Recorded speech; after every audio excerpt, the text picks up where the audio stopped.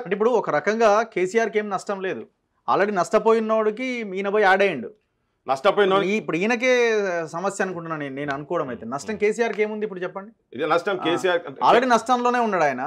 ఆయన ఎవడో దగ్గరికి వస్తారా అని ఎదురు చూసి పిలుస్తా ఉన్నాడు. రాజకీయంగా ఏంటంటే ఒక రిలవెన్స్ తీసుకొస్తేందుకు వీళ్ళని వాడుతున్నాడు. ఎందుకంటే ఇప్పుడు కమ్యూనిస్ట్ పార్టీలు కూడా పక్కకు జరిగినాయి కాబట్టి ఎవరో ఒకరు తోక కావాలి అని చెప్పని చెప్పుకుంటందుకని, నేషనల్ పార్టీ అని చెప్పుకుంటందుకు తనను మళ్ళా రివైవ్ చేసేందుకు, రీఎస్టాబ్లిష్ చేసేందుకు కేసీఆర్ చేస్తున్నటువంటి ప్రయత్నంలో ఎంపీ ఎలక్షన్స్ కి ముందు ఇదొక అంతే ఒక స్టెప్, డెవలప్మెంట్ లాగా, ఇదొక డ్రామా, ఇదొక కథ. బీఆర్ఎస్ కి నాకు తెలిసి అయితే ఇక్కడ జనాలు ఓట్లేస్తారు అయితే అనుకుంటాను. ఇంకా ఆ వ్యతిరేకత చాలా తీవ్రంగా లోపలికెళ్ళి చాలా జనం లోపల ఉంది. రోజుకొక అవినీతి బండారం బయటపడుతున్నది. ఇవాళ పొద్దుగాల చూస్తే కూడా కాళేశ్వరం సంబంధించినటువంటి కమిటీ ఒకటి వచ్చి తిరుగుతూ ఉన్నది. జనం కూడా అంత ఈజీగా ఏదో నమ్మేటట్టు లేదు.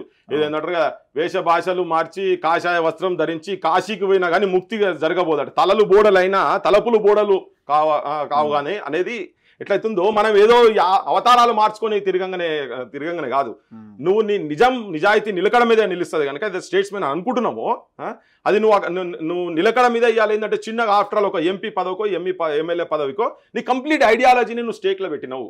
నువ్వు తిరగనంటే ఇంకో 5 ఏళ్ళు తిరగనంటే ఓవర్ నైట్ ఏవి కూడా మూవ్మెంట్స్ బిల్డప్ కాలే కదా. ఫ్రీడమ్ స్ట్రగుల్ కూడా ఓవర్ నైట్ గా పుట్టింది కాదు కదా. కానీ BSP as a party sustain అయ్యేందుకు చాలా మంది త్యాగాల పునాదుల మీద వచ్చింది. ఇలా తెలంగాణ మనం కూడా ఇబ్బంది పడేది కూడా అక్కడనే కదా. ఇంకా కొన్ని రోజులు నువ్వు నిజంగా నువ్వు ఐడియాలజికల్ గా స్ట్రాంగ్ అనుకుంటేది ఉంటే నువ్వు ఇంకొద్ది రోజులు వర్క్ చేస్తే నీకు బాగుంటుండే. కానీ ఆ ఇమేజ్ ఏదైతే ఐకానిక్ ఇమేజ్ అయితే జనం మొత్తం వచ్చి నీ ఎంబడి నీ చుట్టంతా అయ్యో ప్రవీణ్ సార్ ఏదైతే పోయిందో ఆ జెండాలు తీసి కింద పడేసే కాడికి వచ్చారు. అక్కడ ఒక్కసారి రాత్రి అంతా పండుకోకుండా పొద్దుగాలు తెల్లారటాలకు 8-10 మెసేజ్లు ఫోన్ కాల్ ఉన్నాయి. అరే అన్న ఏంది గిట్ల చేసే, ప్రవీణ్ సార్ ఏంది గిట్ల చేసే, ప్రవీణ్ సార్ ఏంది గిట్ల చేసే. ఇప్పుడు జనరల్ గా వచ్చుడే కొత్త వాళ్ళు వచ్చినప్పుడు కూడా నమ్మరు కదా బేసిక్. ఇప్పుడు మీలాంటి వాళ్ళు వచ్చారు అనుకో, నేను అది చేస్తా ఇది చేస్తా నిజాయితీగా ఉంటే చేసిర్లేవా అన్నట్టుగానే ఉంటది కదా. అంటే ఒక రకమైన అభిప్రాయం వచ్చేస్తుంది డెఫినెట్ గా. అయితే ఒకటేందంటే నేనైతే ఈయన లీడర్షిప్ సక్సెస్ అయితే అనుకోలేదు. చాలా మందికి చెప్పిన నేను. ఎందుకంటే ఈయన వ్యక్తిగతంగా ఒక మనిషిని ట్రీట్ చేసేటువంటి విధానమే కొద్దిగా డిఫరెంట్గా ఉంటుండే. అంటే నేను ఇంకొక ఆఫీసర్ను, అది ఎవరితో క్లోజ్గా ఉంటుందో నాకైతే తెలియదు. కానీ నా వ్యక్తిగత అనుభవం, నేను కొంతమందితో చూసిన అనుభవం ఏంటంటే, నేను ఇంకా ఆఫీసర్ను నేను చెప్తే నువ్వు వినాలి అనే కాడ అనే లెక్కలుండే. చాలా మంది మూమెంట్స్లో అన్ని వదిలేసి, వచ్చిన నౌకర్లు వదిలేసి మంచి ఆఫీసర్స్ అయ్యేటువంటి సత్తా క్యాలిబర్ ఉన్నటువంటి వాళ్ళు వదిలేసి డిఫరెంట్ మూమెంట్స్లో తిరిగిండ్రు. సామాజిక కోణం కావచ్చు, లేకపోతే తెలంగాణ మూమెంట్లో కావచ్చు. అటువంటి వాళ్ళందరినీ కూడా చాలా మంది చిన్న చూపు చూసేటువంటి ప్రయత్నం కూడా తన కొన్ని సందర్భాలలో అక్కడక్కడ కనబడి. సో నాకు అప్పుడే అనుకుంటా లీడర్ అట్లా ఉండరు.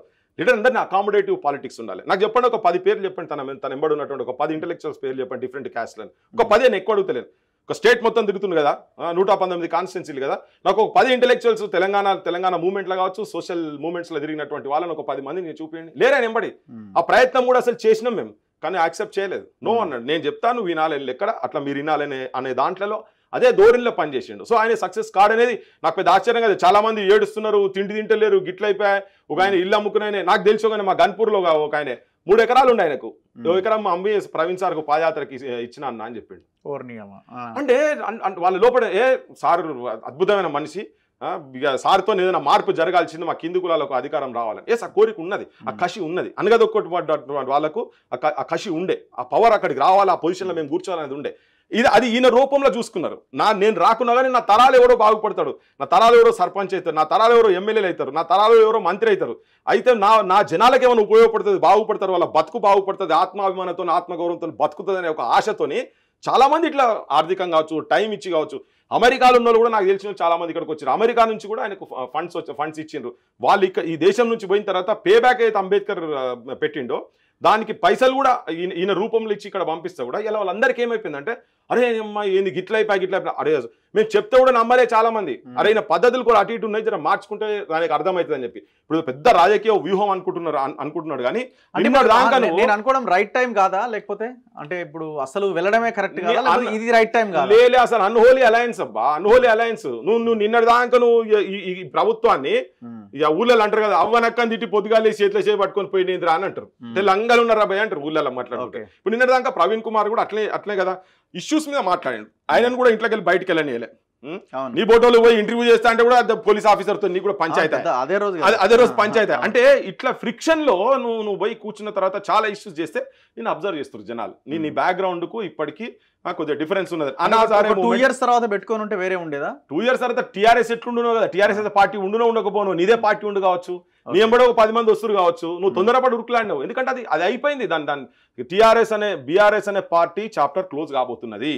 జనానికి ఏదైతే తెలంగాణ ఆస్పిరేషన్స్ ఏవైతే ఉండేనో ఆ ఆస్పిరేషన్ తగ్గట్టుగా వీళ్ళ పాత్ర వీళ్ళ పాలన లేదనే ఆలోచనతోని జనం దాన్ని డిసోన్ చేస్తున్నారు. టీఆర్ఎస్ అనే దాన్ని డిసోన్ చేస్తున్నారు బీఆర్ఎస్ ను. సో ఇప్పుడు ఏంది, వాళ్ళ ఆల్టర్నేట్ చూసే క్రమంలో నువ్వే ఆల్టర్నేటివ్ అయ్యి కావచ్చు. ఇలా ఏమైపోయింది, నీ ఐకానిక్ ఫిగర్ ఏదో, నువ్వు నిజాయితీ పరునివి, నువ్వు జనాన్ని ఉద్ధరించేందుకు వస్తున్నా, పేద ప్రజలకు అధికారం చేతికిచ్చేందుకు వస్తున్నా అనేది అయితే జనం లోపల ఏదైతే ఉండేనో అది కంప్లీట్ ఒకటేసారి నువ్వు దాని మీద మన్ను పోసినట్టు అయిపోయింది కదా. కంప్లీట్ గా చెదర్ కప్పినట్టు పడేసినావు దాని మీద. మొత్తం నల్ల మార్క్, ఒక బ్లాక్ మార్క్ తీసుకొచ్చుకొని పెట్టే సిచ్యువేషన్కి వచ్చింది. అంటే జనం కూడా ఇప్పుడు మీరు అన్నట్టు మన బోటలో నమ్ముతారా అంటే, ఇప్పుడు మనకంటే ఒక బ్యాక్గ్రౌండ్, ఆయన నిన్నదాకా ఆఫీసర్ కదా, ఆయన రియాలిటీ ఒక 1.5 2 years నుంచే కదా తెలిసింది. కానీ అట్లనే కనుకుంటే ఒక జనరేషన్ అయిపోవచ్చు, నువ్వు ఎంపీ కాకపోతే కావచ్చు బై, నెక్స్ట్ జనరేషన్ వాళ్ళు కష్టపడ్డాడు కూడా అవుతుండే కదా. నువ్వు అట్లే ఉండి నీ పార్టీ నీ ఐడియాలజికల్ గా నువ్వు అట్లే బేస్ కనుక సెటప్ చేసి పెట్టేది ఉంటే, yes this man is a statesman, he is not a politician, he is not after power, he is not a power broker అని అనుకుంటారు కదా జనము. ఇవాళ ఏమైపోయింది, నువ్వు ఆఫ్టర్ ఆల్ ఒకటే ఎలక్షన్ కదా, నువ్వు ఓపిక పట్టి కొట్లాడింది ఒకటే ఎలక్షన్ అంటే, నీ 6 నెలలు తిరగకముందే నువ్వు మళ్ళీ దొంగలతో చేతులు కలిపితే జనం ఏమనుకుంటారు.